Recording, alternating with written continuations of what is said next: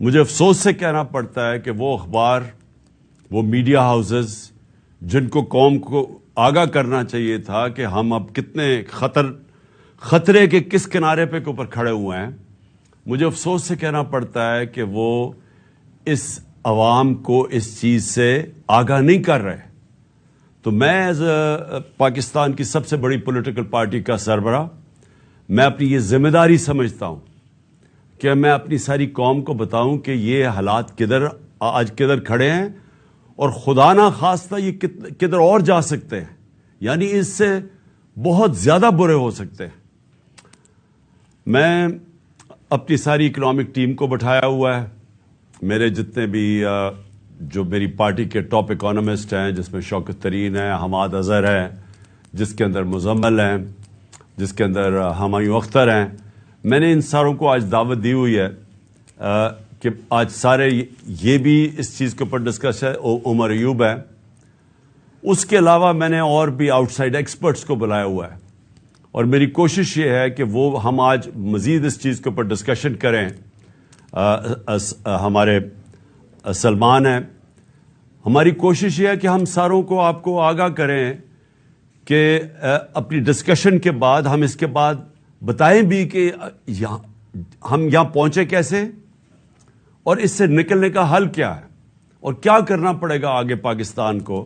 اگر ہم نے اپنے ملک کو سنبھالنا ہے ادھر سے تو ہمیں وہ کیا سٹیپس لینے پڑیں گے۔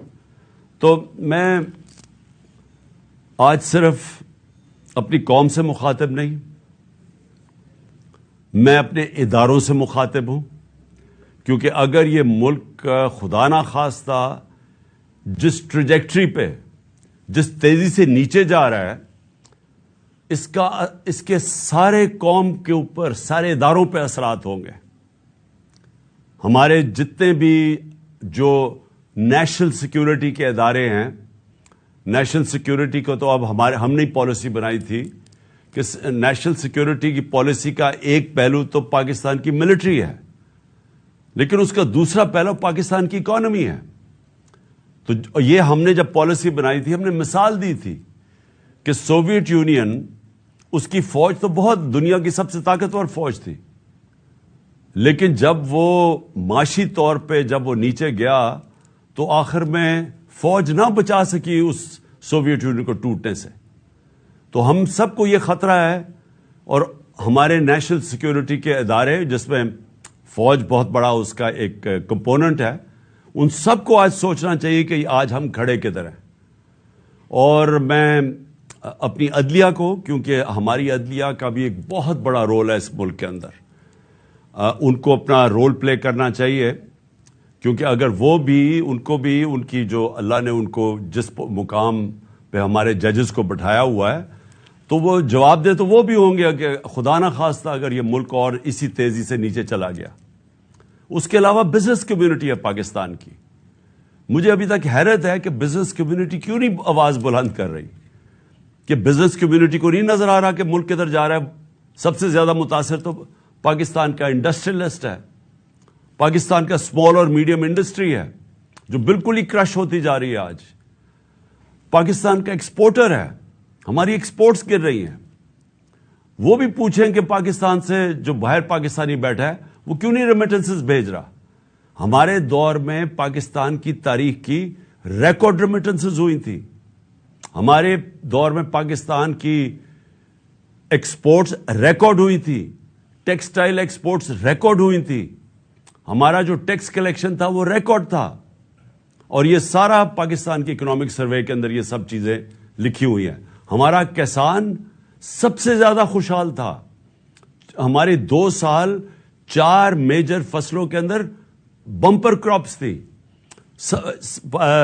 سالوں کے بعد کتنا پیسہ کسانوں کے ہاتھ میں آیا تھا وہ ریفلیکٹ کرتا ہے، جتنے موٹر سائیکل خریدے گئے، جتنی گاڑیاں، جتنے ٹریکٹر خریدے گئے، تو وہ یہ جو ریکارڈ پہ پہنچے اس لیے کہ کسان کے ہاتھ میں پیسہ آیا تھا، فصلیں ہماری اوپر تھی۔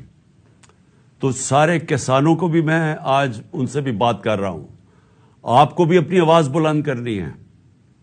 آپ پھر سے ہمارا انڈسٹریلسٹ لارج سکیل مینوفیکچرنگ جو پاکستان کی تھی، وہ کتنے سالوں کے بعد اس کی 10.7% اس کی گروتھ ریٹ ہوئی تھی. ہمارے آخری مہینے میں 27% انڈسٹریل گروتھ ہوئی تھی جو آج 0 پہ آ گئی ہے. تو میں ان سب جتنے بھی ہمارے پاکستان کے ڈفرنٹ شعبے ہیں، میں آج آپ ساروں کو کہہ رہا ہوں کہ اگر آپ آج اپنی آواز بلند نہیں کریں گے، جتنی تیزی سے ملک نیچے جا رہا ہے، آپ سب ذمہ دار ہوں گے اس تباہی کا. میں نے جو اپنی ٹیم کو بلایا ہوا ہے، ہمارا مقصد اب کیا ہے کہ اگر اللہ نے ہمیں حکومت دی تو ہمیں کیا کرنا پڑے گا، ہم کیسے ملک کو اس دلدل سے نکالیں گے. جو ہمارا ڈالر گیپ ہے وہ بڑھتا جا رہا ہے، کیونکہ جو ہم نے باہر قرضے لیے ہوئے ہیں، اور مجھے یہ بتانا پڑے گا کہ قرضے تحریک انصاف نے تو لیے تھے قرضوں کی قسطیں واپس کرنے کے لیے، لیکن جنہوں نے قرضے ہمارے ملک کو مقروض کیا تھا وہ یہ 2 جماعتیں ہیں. 30 سال سے یہ اقتدار پہ بیٹھی ہوئی ہیں، اور جو اس ملک کے اوپر قرضے چڑھے ان کے دوران پہ چڑھے ہیں. تو اب ایک طرف ہمیں قرضوں کی قسطیں دینی ہے، ڈالرز میں قسطیں دینی ہے. ہم نے پار کے جو کانٹریکٹس کیے ہوئے ہیں بجلی والے، بجلی جو ہم نے یہ پار جنریشن پلانٹس بنائے ہیں، وہ سارا ڈالر میں پیمنٹ کرنی ہے. اور ڈالر کی قیمت بڑھتی جا رہی ہے، روپیہ گرتا جا رہا ہے. اور وہ گرتا جائے گا جب تک کہ ہمارے ملک میں زیادہ ڈالر نہ آنے شروع ہوئے. تو جب ریمیٹنس بھی گر رہی ہیں، اور ریمیٹنس اس لیے گر رہی ہیں کہ جو آفیشیل ریٹ ہے ڈالر کا اور جو مارکیٹ ریٹ ہے اس میں جب اتنا زیادہ فرق آ جائے، اور غالباً 10 روپے سے زیادہ فرق آ گیا، تو وہ جو باہر پاکستانی ہیں، جو ہمارے جو ورکرز ہیں، جو لیبر، وہ پھر ہنڈی کو استعمال کرے گی. تو جب بینکنگ چینل سے وہ پیسہ نہیں آئے گا تو ڈالر اور کم ہو جائے گا جو پاکستان میں ہے. تو ایکسپورٹس بھی گر رہی ہیں، وہ بھی گر رہے ہیں، انویسٹمنٹ آ نہیں رہی. باہر کسی کو اب اعتماد نہیں رہا پاکستان کی اکانومی کے اوپر. جو باہر کے آج انویسٹرز، پوٹینشیل انویسٹرز ہیں یا کمرشل بینکس ہیں، انہوں نے تو پیسہ دینا نہیں ہے پاکستان کو، کیونکہ پاکستان کی جو کریڈٹ کی رسک ریٹنگ ہے وہ تو ہمارے دور میں 5% تھی، آج وہ تقریباً 100% پہ پہنچ گئی ہے. تو باہر سے تو پیسہ آنا نہیں ہے. اور 88% پاکستان کے اندر جو انویسٹر ہے وہ گیلپ سروے کے مطابق وہ پاکستان کی اکانومی کے اوپر اعتماد کھو بیٹھے ہیں، گورنمنٹ کے اوپر.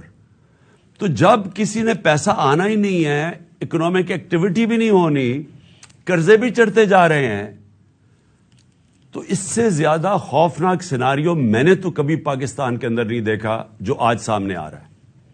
اور سب کو پتا ہے، جو بھی آج یہ دیکھ رہے ہیں پروگرام، سب کو پتا ہے کہ اس کا حل ایک ہے، فری اینڈ فیئر الیکشنز. اس کے علاوہ اور کوئی دوسرا حل ہی نہیں. جو مجھے آج بتا دے کہ اس کے علاوہ اس کا حل کیا ہے، مجھے ایک آدمی بتا دے اس کا حل کیا ہے.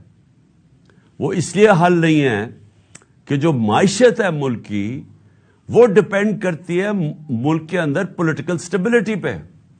اگر ملک کے اندر سیاسی طور پہ استحکام نہیں ہے تو وہ معیشت سب سے پہلے اس سے متاثر ہوتی ہے. اور وہ کیوں؟ کیونکہ اگر آج میں نے انڈسٹری لگانی ہے تو میں تو دیکھوں گا اگلے 2-3 سال پاکستان کا، 5 سال پاکستان کا سچویشن کیا ہوگا. تو اگر مجھے یہی نہیں پتا کہ اگلے 3-4 مہینے، 5 مہینے میں پاکستان کا سچویشن کیا ہوگا، کون گورنمنٹ آئے گی، کیا حالات ہوں گے، تو میں تو آج اپنا پیسہ نہیں لگانے لگا پاکستان میں. بلکہ مجھے اگر یہ بھی خوف ہے کہ میرا روپیہ بھی گرتا جا رہا ہے تو میں تو ڈالر خریدوں گا، میں تو یہ سونا خریدنا شروع کروں گا جو آج نظر آ رہا ہے.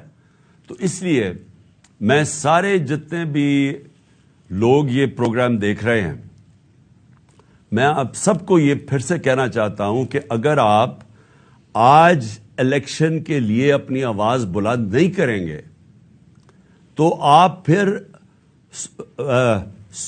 بغیر سوچے آپ اصل میں